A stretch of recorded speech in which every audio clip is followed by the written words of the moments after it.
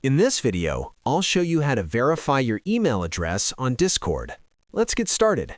First, open the Discord app on your smartphone or access Discord through your web browser.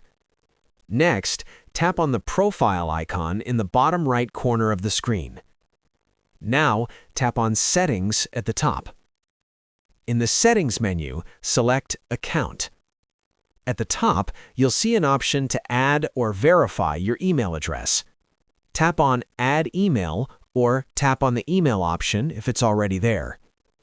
Enter your email address, then tap on Change Email. Discord will ask you to enter your account password for verification. Type it in and tap Done. After that, you'll receive a verification email. Go to your email inbox and check for the message from Discord. Make sure to check your spam or junk folder as well.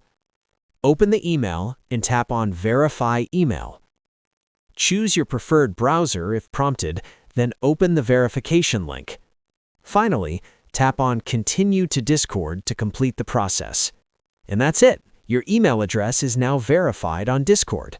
If you found this video helpful, don't forget to like the video, subscribe to our channel, and press the bell icon for more tutorials.